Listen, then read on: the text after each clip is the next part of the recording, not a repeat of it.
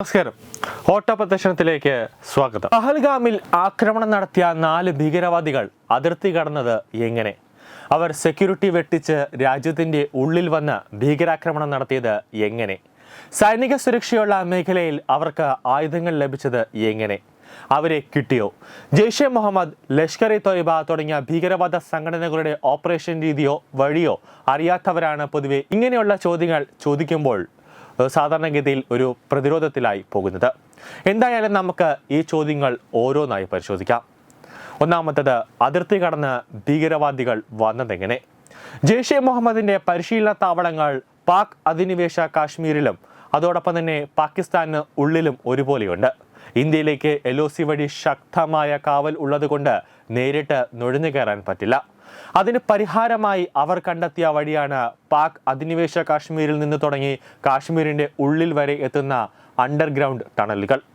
അത്യാവശ്യം ഉയരവും വണ്ണവും ഒക്കെയുള്ള ഒരാൾക്ക് ഇഴഞ്ഞു പോകാൻ തക്ക വലുപ്പമുള്ള ഈ ടണലുകൾ ഏതെങ്കിലും മരത്തിന്റെ താഴെ ഒരു പൊത്ത് പോലെ നിർമ്മിച്ചു തുടങ്ങി ഇന്ത്യയിലെ ഏതെങ്കിലും മരത്തിന്റെ കീഴെ വരെ നീട്ടും.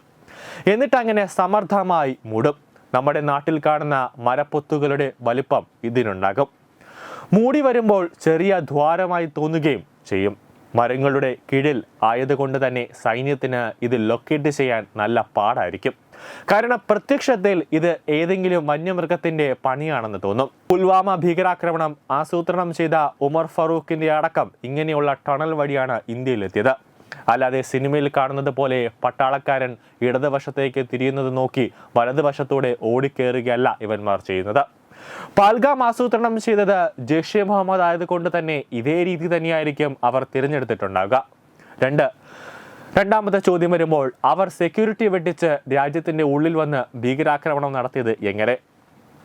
ഇതല്പം സങ്കീർണമായ ഒന്നാണ്. അതായത് അതിർത്തി കടന്നു വരുന്ന തീവ്രവാദികളെ സഹായിക്കാൻ അവരെപ്പോഴും കാശ്മീരിൽ ഒരു സിസ്റ്റം ഉണ്ടാക്കി വച്ചിട്ടുണ്ട്.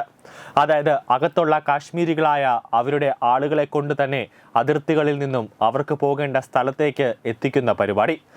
ഇപ്പോൾ തന്നെ പഹൽഗാം ഭീകരാക്രമണം നടന്നപ്പോൾ തന്നെ NIA-ക്കും അതോടൊപ്പം തന്നെ ഇന്റലിജൻസിനുമൊക്കെ കിട്ടിയ ഒരു ത്രെഡ് ഉണ്ട്. പഹൽഗാമിൽ സഹായിക്കാൻ അവിടെ നിന്ന് തന്നെ ഒരു പ്രാദേശിക സഹായം കിട്ടി. പഹൽഗാമിൽ ഭീകരരെ സഹായിക്കാൻ ഒരു പ്രാദേശിക സഹായം ജമ്മു കാശ്മീരിൽ നിന്നും കിട്ടി എന്ന ഒരു ത്രെഡ്, ഒരു തെളിവ് NIA-ക്ക് കിട്ടി. ഇതാണ് ആ ഒരു തെളിവ്. ഇവരെ OGW അഥവാ ഓവർഗ്രൗണ്ട് വർക്കേഴ്സ് എന്നാണ് പറയപ്പെടുന്നത്. ഉദാഹരണത്തിൽ നോക്കിക്കഴിഞ്ഞാൽ പുൽവാമ ആസൂത്രണം ചെയ്യാനെത്തിയ മസൂദ് അസറിന്റെ ബന്ധു കൂടിയായ ഉമർ ഫറൂഖിനെ അതിർത്തി കടന്നെത്തിയ ശേഷമുള്ള ചെക്ക് പോസ്റ്റുകൾ വഴി കടത്തുന്നത് കാശ്മീരിലെ മില്ലുടമയായ ആശിഷ് എന്നൊരാളാണ്. അരിച്ചാക്ക് നിറച്ച ട്രക്കിന്റെ ഉള്ളിലാണ് ഉമറിനെ അവർ കടത്തിയത്.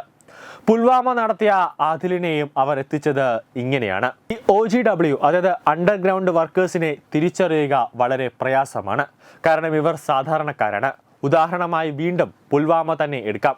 അതിർത്തി കടന്നു വരുന്ന തീവ്രവാദികൾക്ക് സൈന്യത്തിന്റെ കണ്ണിൽപ്പെടാതെ ഇവിടെ താമസിക്കാൻ പറ്റിയ വീടുകൾ വേണം. അതിന് സേഫ് ഹൗസ് എന്നാണ് പറയാറ്. പുൽവാമയിൽ ഉമർ ഫറൂഖിനും ആദിലിനും അത് നൽകിയത് പീർ മുഹമ്മദ് താരിഖ് എന്ന ആളാണ്. അയാളുടെ സ്വന്തം വീട് തന്നെയാണ് നൽകിയത്. ഇവർ സമൂഹത്തിൽ വളരെ സാധാരണക്കാരായിരിക്കും. വളരെ മാന്യന്മാരായി പെരുമാറുന്ന ഒരു വ്യക്തികളായിരിക്കും.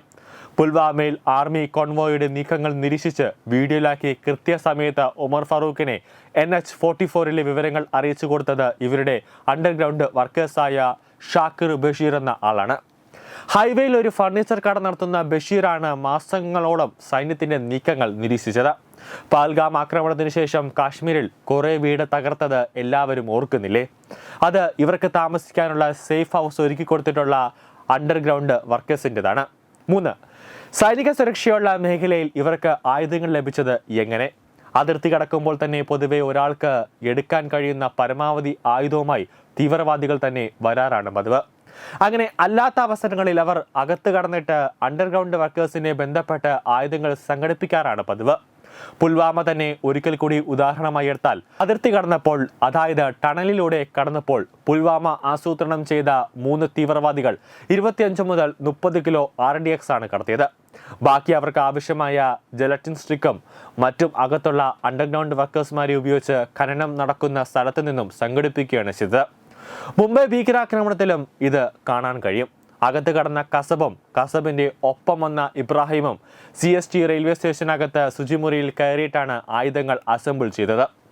ആയുധവുമായി വന്ന് ഇറങ്ങുകയായിരുന്നില്ല. 4. ഇന്റലിജൻസ് വീഴ്ചയാണോ എന്ന് ചോദിച്ചാൽ ഇന്റലിജൻസ് വീഴ്ച ആയിരിക്കില്ല എന്ന് തന്നെ പറയണം. കാരണം ഇന്റലിജൻസിന് വ്യക്തമായ ഔട്ട്പുട്ട് കിട്ടിയിട്ട് അതനുസരിച്ച് നടത്തിയ കണക്കുകൾ, ആ ഒരു കണക്ക് കൂട്ടലുകൾ തെറ്റിയതായിരിക്കാം. അതാണ് ഇവിടെ പറ്റിയിട്ടുണ്ടാവുക. പുൽവാമ ആക്രമണം ജനുവരി ആദ്യം മുതൽക്ക് തന്നെ ഇന്റലിജൻസ് ബ്യൂറോ അറിയിച്ചിട്ടുണ്ടായിരുന്നു. അതിനനുസരിച്ച് ആർമി വേണ്ട സജ്ജീകരണങ്ങളും ചെയ്തിരുന്നു. IBക്ക് വിവരങ്ങൾ പ്രകാരമുള്ള ഡേറ്റ് കണക്ക് കൂട്ടിയതിൽ വന്ന ഒരു പിഴവാണ് പുൽവാമയിൽ സംഭവിച്ചത്.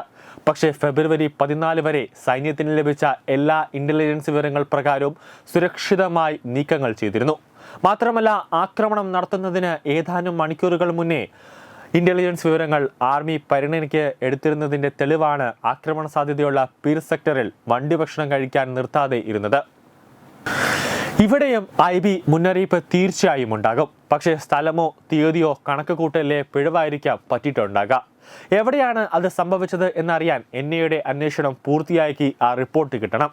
മാത്രമല്ല, ഇന്റലിജൻസ് വിവരങ്ങൾ എന്ന് പറയുന്നത് നമ്മുടെ ഏതെങ്കിലും ഒരു ഓഫീസറോ അവരുടെ ഒപ്പമുള്ള ഏതെങ്കിലും ഡബിൾ ഏജന്റുകളോ നമുക്ക് വിവരങ്ങൾ നൽകുന്നതാണ്. അല്ലാതെ നമ്മൾ ഇവിടെ ഇരുന്ന് കമ്പ്യൂട്ടർ വഴി തേടുന്നതല്ല. കാരണം IBക്കും റോയ്ക്കും NIAയ്ക്കും അടക്കം മിലിറ്ററി ഇന്റലിജൻസിനും അടക്കമുള്ളവർക്ക് ഏജന്റുമാർ പലയിടത്തും പല സംസ്ഥാനങ്ങളിലുമുണ്ട്. ഇങ്ങനെ ഒരു സാധ്യത, ഇങ്ങനെ ഒരു ആക്രമണം നടക്കാൻ സാധ്യതയുണ്ട് എന്നൊരു കണക്ക് കൂട്ടൽ അവർ അപ്പോൾ തന്നെ കോഡ് ഭാഷയിലേക്കും അല്ലെങ്കിൽ മറ്റാളുകൾക്ക് അത് ഡീകോഡ് ചെയ്യാൻ പറ്റാത്ത രീതിയിലേക്ക് IBക്ക് മാത്രം അതിനെ ഡീകോഡ് ചെയ്യാൻ പറ്റുന്ന ഒരു കോഡ് ഭാഷയിൽ അവർ അത് ബന്ധപ്പെട്ട അധികാരികളുടെ കയ്യിലേക്ക് അവർ എത്തിക്കും. അങ്ങനെയാണ് പൊതുവെ ചെയ്യാറ്. ഇങ്ങനെയുള്ള 10,000 ശ്രമങ്ങളെ സേനാ ഇന്റലിജൻസ് വിവരങ്ങൾ പ്രകാരം ന്യൂട്രലൈസ് ചെയ്തിട്ടായിരിക്കും ഒരെണ്ണം തീവ്രവാദികൾക്ക് നടത്തിയെടുക്കാൻ കഴിഞ്ഞിട്ടുണ്ടാകുക. അതിന്റെ പേരിൽ മുഴുവൻ ഇന്റലിജൻസ് സംവിധാനങ്ങളും പാളി എന്നൊക്കെ പറയുന്നത് എന്തിന്റെ അടിസ്ഥാനത്തിലാണെന്നറിയില്ല. 5-മത്തേത്, അവരെ പിടിക്കാൻ കഴിഞ്ഞു. ഒന്നുകിൽ ഇവന്മാരെല്ലാം കാശ്മീരിലെ ഏതെങ്കിലും സേഫ് ഹൗസിൽ തന്നെ ഉണ്ടാകും. പക്ഷേ ഇത്രയുമായിട്ടും അതിൻ്റെ സാധ്യത കുറവാണ്. കാരണം ആർമി അരിച്ചു പറക്കിയിട്ടും ആർമിയെ കൂടാതെ തന്നെ ജമ്മു കാശ്മീരിലെ ഒരു പ്രത്യേക പോലീസ് സന്നാഹമുണ്ട്. അവരെല്ലാം തന്നെ കമാൻഡോസ് തന്നെ അരിച്ചു പറക്കിയിട്ടും അവരൊരു പൊടി പോലും കിട്ടിയിട്ടുണ്ടായില്ല. മറ്റൊന്ന്, അതിർത്തി കടന്ന് തിരികെ പോയിട്ടുണ്ടാവുക എന്നതാണ്. ഇത് ജെയ്ഷെ മുഹമ്മദിന് മാത്രം ആസൂത്രണം ചെയ്ത ആക്രമണമല്ല. അവരുടെ ആക്രമണ ശൈലി ഫിയാദിൻ ശൈലിയാണ്, അതായത് ചാവേർ ആക്രമണം. ഇവിടെ തീവ്രവാദികൾ പരമാവധി പേരെ വധിച്ചിട്ട് തിരികെ പോവുകയാണ് ഉണ്ടായത്. അതുകൊണ്ട് ഇതിൽ ലഷ്കർ-ഇ തൊയ്ബയുടെ സാന്നിധ്യവും ഉണ്ടാകും. ആക്രമണം നടത്തിയവരിൽ ഒരാളായ ഹാഷിം മൂസ എന്ന ആദിൽ ഫൗജി ലഷ്കറിന്റെ സായുധ പോരാളിയാണ് എന്നത് ആ സംശയം ഉറപ്പിക്കാൻ തക്ക ഒരു കാരണമാണ്. മാത്രമല്ല, മുൻ പാകിസ്ഥാൻ സ്പെഷ്യൽ ഫോഴ്സിൽ ഉണ്ടായിരുന്നവനും കൂടിയാണ് ആദിൽ. അതുകൊണ്ട് രണ്ടുപേരും ഒരുമിച്ച് ചെയ്ത ആക്രമണമായിരിക്കും നാളെ ഇത് പുറത്തു വരാൻ പോകുന്നത്. മറ്റൊരു സാധ്യത, ഇവരിൽ ചിലർ മെയ് 9 നമ്മൾ നടത്തിയ വ്യോമാക്രമണം, അതായത് ഓപ്പറേഷൻ സിന്ദൂറിൽ നിലം പരിശ് ആയിട്ടുണ്ടാക്കാം. അത് ആക്രമണം നടത്തിയ ഉടൻ തന്നെ അന്ന് തന്നെ ഇവർ നേരെ പാക് അധീന കാശ്മീരിലെത്തി ജെയ്ഷെ മുഹമ്മദിന്റെ താവളത്തിൽ എത്തിയിട്ടുണ്ടാകാം. കാരണം അപ്പോഴാണ് 100% കൂടുതൽ തീവ്രവാദികൾ മരിച്ചുവെന്ന് ആർമി തന്നെ വെളിപ്പെടുത്തുന്നത്. അതിൽ ഇവർ ഉൾപ്പെട്ടിട്ടുണ്ടാകാം. അല്ലെങ്കിൽ മറ്റേതെങ്കിലും വഴി തീരാനുള്ള സാധ്യതയും നമുക്ക് തള്ളിക്കളയാനാകില്ല. കാരണം പുൽവാമ ആസൂത്രണം ചെയ്ത ഉമർ ഫറൂഖിനെ കാശ്മീരി പോലീസ് ഒരു എൻകൗണ്ടറിലൂടെയാണ് ആളുമാറി തട്ടിയത്. വെടിവെച്ചതൊരു ഇദ്രീഷ് ഭായിയാണെന്ന് പറഞ്ഞ അവർ അത് കാര്യമാക്കിയിരുന്നില്ല. NIA അന്വേഷിച്ചു വന്നപ്പോഴാണ് അത് ഉമർ ഫറൂഖ് ആണെന്ന് മനസ്സിലായത്. അവിടെ നിന്ന് കിട്ടിയ ഉമറിന്റെ മൊബൈൽ ഫോൺ വഴിയാണ് പുൽവാമയിലേക്ക് സകലവനെയും പൊക്കുന്നത്. അപ്പോൾ അങ്ങനെയൊക്കെയാണ് കാര്യങ്ങൾ. അല്ലാതെ പലരും മുതലെടുക്കാൻ എഴുതി വിടുന്നത് പോലെ ഇത് ആർക്കും അറിയാത്ത ചുരുളറിയാത്ത രഹസ്യങ്ങളൊന്നുമല്ല എന്നതാണ് വസ്തുത. ന്യൂസ് ഡെസ്ക് തത്വമൈ ന്യൂസ്. തുമ്പമൺ ശ്രീ വടക്കുംനാഥൻ ക്ഷേത്രം, അമ്പലക്കടവ്, പത്തനംതിട്ട. ശ്രീമദ് സ്കന്ദപുരാണ മഹാസത്രം 2025 മെയ് 11 മുതൽ 18 വരെ.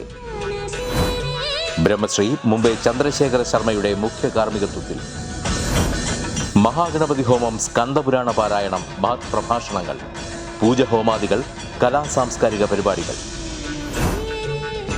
സത്രയജ്ഞ കർമ്മങ്ങളിലേക്ക് എല്ലാ ഭക്തജനങ്ങളുടെയും സാന്നിധ്യവും സഹകരണവും സാദരം അഭ്യർത്ഥിക്കുന്നു.